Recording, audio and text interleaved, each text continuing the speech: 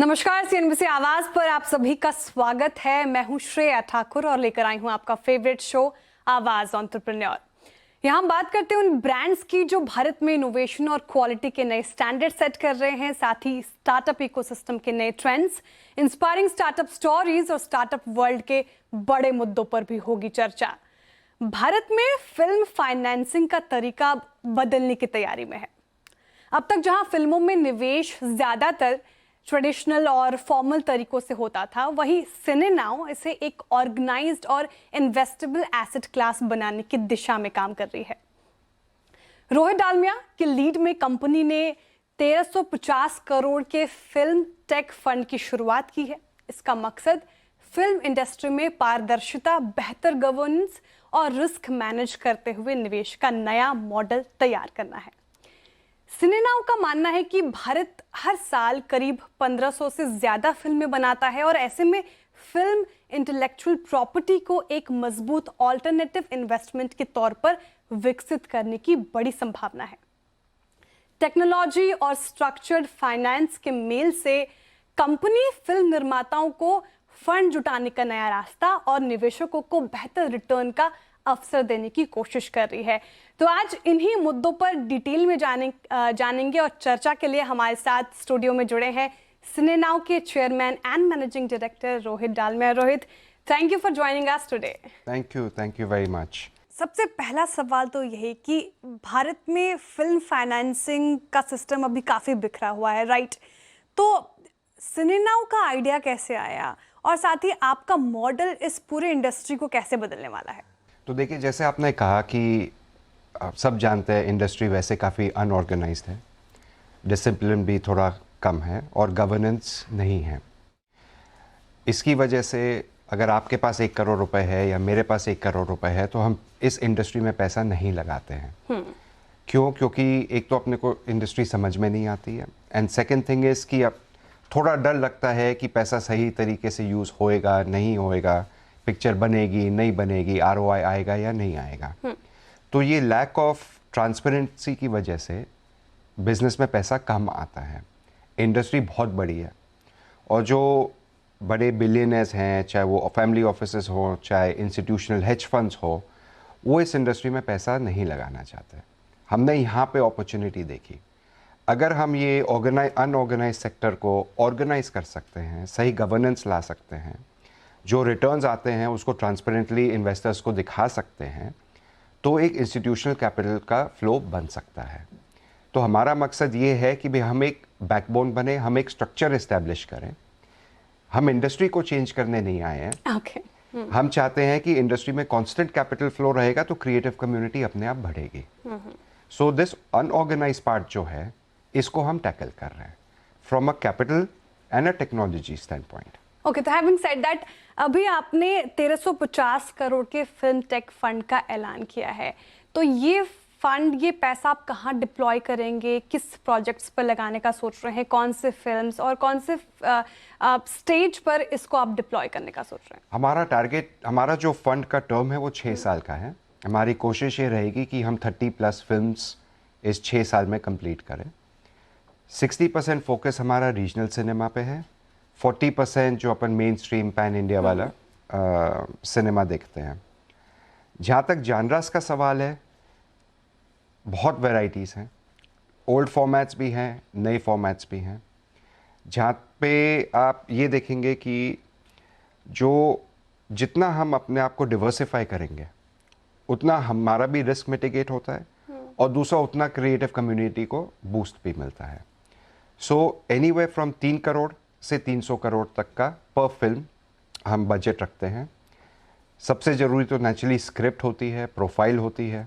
हम production houses के साथ भी काम करना चाहते हैं और हम इंडिपेंडेंट प्रोड्यूसर्स के साथ भी काम करना चाहते हैं। तो एक बहुत ब्रॉड बेस्ड अप्रोच रखी है ताकि जो भी फाइनेंसिंग आए उससे इंडस्ट्री को मैक्सिमम बेनिफिट मिले। ओके, तो आप किसी फिल्म में इन्वेस्ट करने से पहले क्या चीज़ें देखते हैं? किस आधार पर आप ये तय करते हैं कि ये फिल्म आपके पोर्टफोलियो में शुमार होगा कि नहीं? तो 2 चीज़ है, एक तो नेचुरली क्रिएटिव साइड है, एक पेडिग्री है और एक कमर्शियल साइड होता है। मैं नहीं बोलता कि एक दूसरे से ज़्यादा इम्पोर्टेंट है, सब एक ही लेवल पे आते हैं।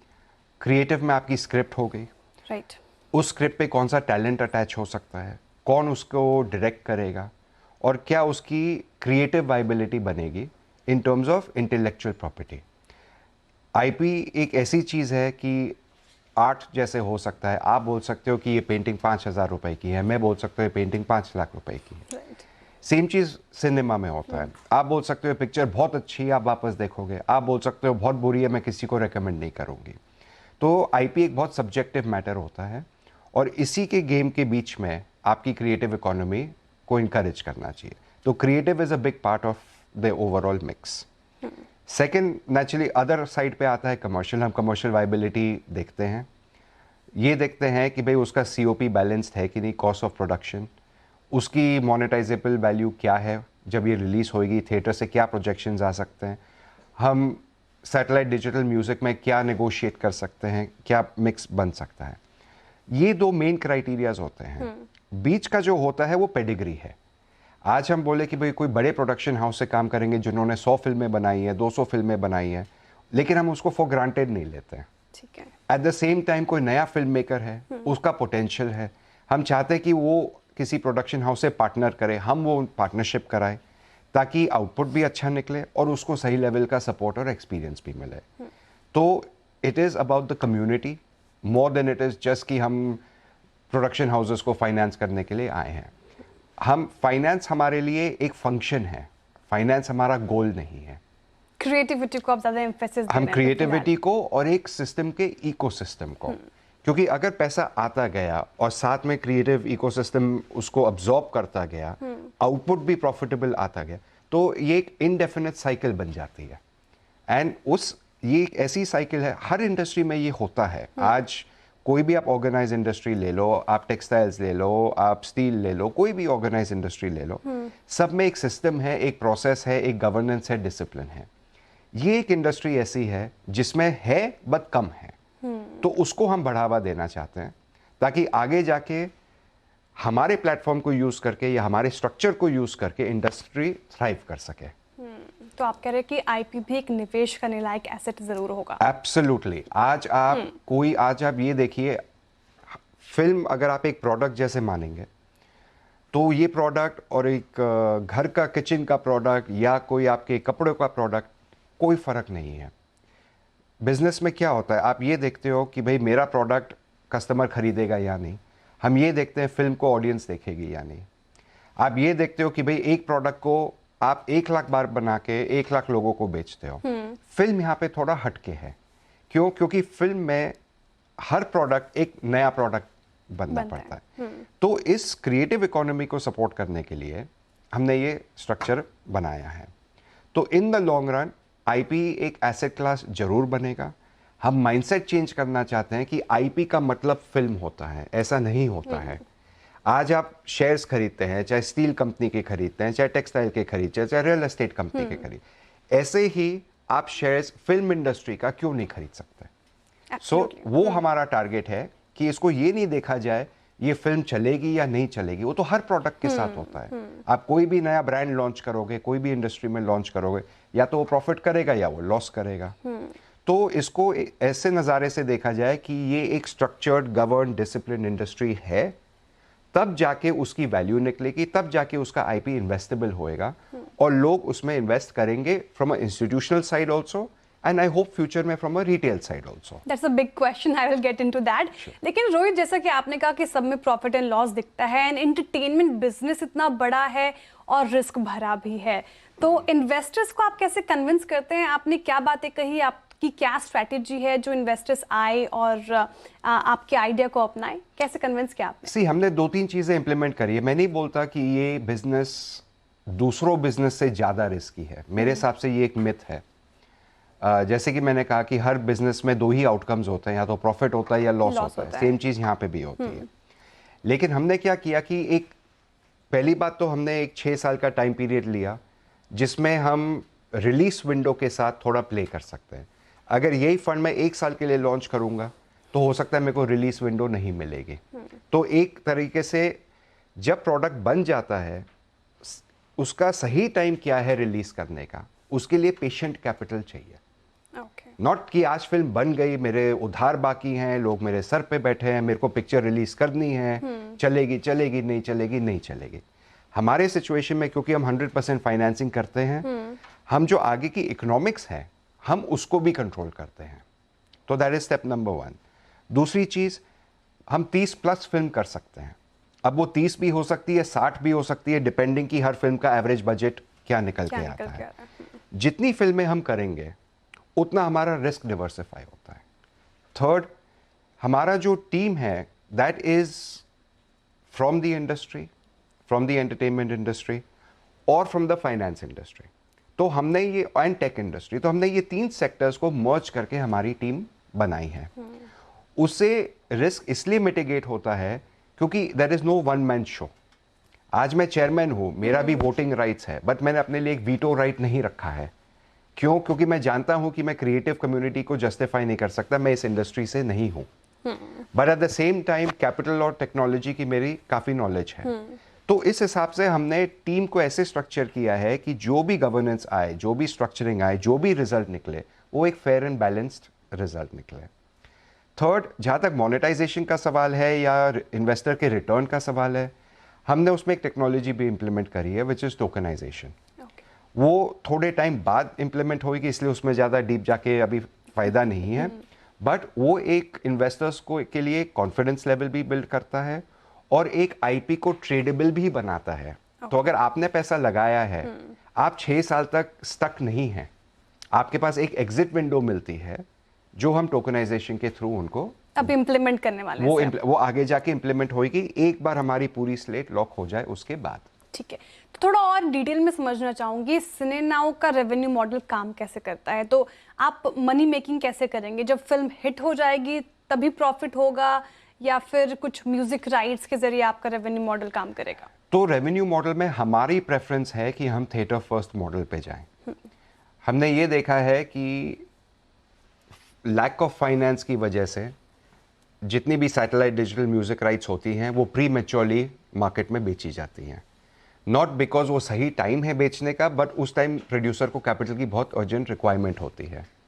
क्योंकि हम 100% फाइनेंस कर रहे हैं, पेशेंट कैपिटल है, हम चाहते हैं कि इसका जो एक्चुअल वैल्यू डिराइव होए वो ऑडियंस डिराइव करे और थिएटर से डिराइव करे।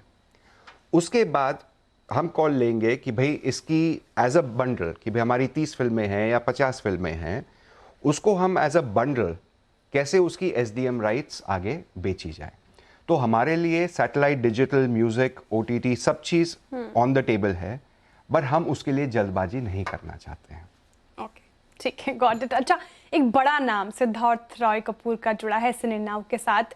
तो सिद्धार्थ रॉय कपूर जो कि प्रिंसिपल एडवाइजर बने हैं, ये कैसे सपोर्ट करेंगे सिने नाउ को आगे चलकर? बहुत बड़ा नाम है, thank you for acknowledging that.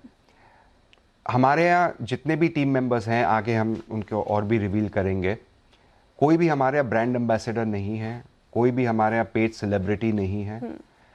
जब मेरी सबसे बात होती है, उनको ये दिखता है कि ऐसे प्लेटफॉर्म की इंडस्ट्री में ज़रूरत है, नंबर 1। नंबर 2, उनको ये दिखता है कि आगे जाके ये एक गेम चेंजर भी हो सकता है। इसीलिए सिद्धार्थ जी हैं और भी हैं, उन्होंने हमारे साथ एसोसिएट किया है। सिद्धार्थ जी बहुत यूनिकली इसलिए स्टैंड आउट करते हैं क्योंकि वो खुद इस इंडस्ट्री में रह के एक बड़े डिसिप्लिन्ड आदमी हैं। उनका जो कॉर्पोरेट स्ट्रक्चर है वो बहुत ऑर्गेनाइज्ड है। वो मैक्रो लेवल पे इंडस्ट्री भी समझते हैं और माइक्रो लेवल पे प्रोडक्शन भी समझते हैं।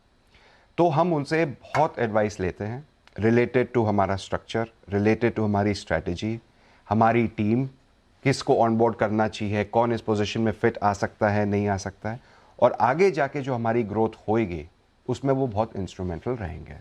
तो ये हमारा बहुत बड़ा प्लेजर है कि उन्होंने हमारे साथ हाथ मिलाया और हमको वो सपोर्ट कर रहे हैं। All the very best for that. Thank you very much. अच्छा रोहित, जैसा कि हम डिस्कस कर रहे थे, 1500+ फिल्म्स बनती है इंडिया में हर साल। कितनी तो रिलीज भी नहीं हो पाती, कोई कुछ होती है तो या पता नहीं चलता कि हिट होगी या फ्लॉप होगी। तो हालांकि ये प्रश्न मैंने पूछा था, लेकिन थोड़ी और डिटेल में आप कैसे इसका चुनाव करते हो कि आपके पोर्टफोलियो में वो फिल्म आएगी, और साथ ही आप क्रिएटिव और फाइनेंसिंग डिसिप्लिन के बीच में बैलेंस कैसे करते हो? देखिए, क्रिएटिव और फाइनेंस डिसिप्लिन के बीच में वैसे बैलेंस करना बहुत मुश्किल है, Right. बिकॉज आज ऐसी भी फिल्में हैं जो बहुत क्रिएटिवली अच्छी बनी हैं, लेकिन वो बॉक्स ऑफिस पे उन्होंने सक्सेस नहीं किया। दूसरी तरफ हम ये भी देखते हैं कि बहुत एवरेज फिल्म्स बनी हैं, लेकिन ऑडियंस ने उसको बहुत अप्रिशिएट किया। तो हमारा एक डेटा पॉइंट सिस्टम का, एनालिसिस का सिस्टम है, डिफरेंट पॉइंट्स ऑडियंस को भी लेके, प्रोडक्शन को भी लेके, क्रिएटिव को भी लेके, वो सारा मिक्स बनने के बाद हम एक डिसीजन लेते हैं कि भाई ये फिल्म की प्रोबेबिलिटी क्या है। गारंटी को ही नहीं ले सकता, it is a game of probabilities. Right. Second thing is, हमने एक सर्विस एजेंसी हायर करी है जो हर फिल्म को और हर बजट को इंडिपेंडेंटली बेंचमार्क करेगी based on past performance of similar films. तो वो एक हमको एक ऑब्जेक्टिव व्यू वहाँ से मिलता है। दोनों को कंबाइन करके फिर वो हमारे इन्वेस्टमेंट कमेटी के पास जाता है और वहाँ से शॉर्टलिस्ट होकर अप्रूव होता है कि ये फंडिंग होएगी या नहीं होएगी। ओके। मैं नहीं बोल सकता इसका कोई फिक्स फॉर्मूला है, सेम टाइम में ये कोई रॉकेट साइंस भी नहीं है। पॉइंट इज राइट कि क्रिएटिव और कमर्शियल को बैलेंस करना जरूरी है। हम सिंपैथी भी नहीं जता सकते कि भाई हम एक फर्स्ट टाइमर को चांस दें, क्योंकि इन्वेस्टर का पैसा भी हमारे लिए जरूरी है। एट द सेम टाइम हम बहुत बड़ा गैम्बल भी नहीं खेल सकते कि भाई नहीं चली तो इन्वेस्टर का रिटर्न कहाँ से आएगा। तो it is a business art जो हमारी टीम समझती है, और हमारी team moving forward I am confident कि वो अच्छे से इम्प्लीमेंट करेगी। राइट। तो आगे चलकर आपके टारगेट इन्वेस्टर्स क्या हैं रोहित, थोड़ा और समझना चाहूँगी। HNIs हैं, फैमिली ऑफिसेस हैं, या फिर जो कि आपने कहा आगे चलकर रिटेल भी हो सकते हैं? तो दो चीज़ है, हमारा फंड जो है वो BVI में सेटअप है और हमारी जो ऑपरेशनल एंटिटी है वो UAE में सेटअप है। ओके। इंडिया लॉज के मुताबिक हम इंडियन इन्वेस्टर्स का पैसा नहीं ले सकते हैं। इसकी वजह से हमारे सारे इन्वेस्टर्स फॉरेन इन्वेस्टर्स हैं। उसमें HNIs भी हैं, फैमिली ऑफिसेस भी हैं और हेज फंड्स भी हैं। रिटेल बहुत अच्छी बात है, जरूर आएगा subject to regulations permitting. But मुझे लगता है कि जब हम टोकनाइजेशन स्टेज पे पहुंचेंगे उस टाइम पे ये प्रोडक्ट एक रिटेल मार्केट की तरीके से लॉन्च किया जाए, जो हमारा टारगेट है। तो उम्मीद रखिए, let's hope for the best कि इसमें रिटेल पार्टिसिपेशन आए। ये जरूर होएगा कि हम जनता को इन्वॉल्व करेंगे from a utility token stand point, जहाँ वो एक लॉयल्टी सिस्टम पे, एक रिवॉर्ड सिस्टम पे सर्टन पर्क्स अवेल कर सकें। तो उनका कहीं ना कहीं इन्वॉल्वमेंट रहेगा। कमर्शियल साइड में रहेगा या नहीं रहेगा वो तो वक्त बताएगा। वो वक्त बताएगा। राइट रोहित, अच्छा एक आखिरी सवाल, अगले 5 साल में आप सिनेनाव को कहाँ देख रहे हैं, विजन क्या है आपका? भाई आप ऐसे सोचिए, मैक्रो लेवल पे एक हफ्ते में 52 हफ्ते होते हैं। मान लीजिए अगर हम 10 लैंग्वेजेस भी करते हैं तो 520 फिल्म का इंडिया में स्कोप बनता है। सब अच्छा रहेगा तो पूरे 520 फंड करेंगे। मोर इम्पोर्टेंटली एक हम ये देखते हैं कि हमको ये नहीं देखा, ऐसे मत देखिए कि हम कोई स्टूडियो हैं या प्रोडक्शन हाउस हैं या हम किसी के कंपटीशन में आ रहे हैं या हम किसी का क्रिएटिव दबा रहे हैं। हमारा टारगेट है एक बैकबोन बनना। आज फाइनेंस सेक्टर में banking is a backbone of the nation. Same way we want to be the backbone of the film industry. तो जितनी हम फिल्म्स हम फाइनेंस करेंगे, जितने में हम इन्वॉल्व होएंगे, जितना हम इस इकोसिस्टम को सेफगार्ड कर सकते हैं और इंस्टीट्यूशनल बना सकते हैं, कल कोई भी फॉरेन इन्वेस्टर, चाहे वो ब्लैकस्टोन हो, चाहे वो आपका टाइगर हो, चाहे कोई भी, उसको सोचना नहीं पड़ना चाहिए कि मेरे को इस इंडस्ट्री में पैसा लगाना है या नहीं लगाना है। उसका लालच ये होना चाहिए कि मैं लगाना चाहता हूँ, कैसे लगाऊं। तो वो हमारा गोल अगले 5 साल में रहेगा कि इंडस्ट्री हमको सपोर्ट करे, हम इंडस्ट्री को सपोर्ट करें, और मिलके, चाहे वो सिनेमाज हो, चाहे आपके प्रोडक्शन हाउसेस हो, मिलके जो इंडिया का कल्चरल ग्लोबल सॉफ्ट पावर है फिल्म इंडस्ट्री को लेके, उसको हम बहुत ज़्यादा बढ़ावा दें। वो हमारा टारगेट है। And all the very best for that. Thank you so Rohit. much. And thank you so much आज हमारे साथ जुड़ने के लिए और इतनी easily आपने इस पूरी इंडस्ट्री की बातें सामने रखी। And once again all the very best and thank you. That was such a wonderful conversation with you. बहुत बहुत शुक्रिया। Happy to be here. Thank you. चलिए वक्त हो रहा है एक छोटे से ब्रेक का, जल्द लौटेंगे बिजनेस जगत की कुछ और खबरें लेकर।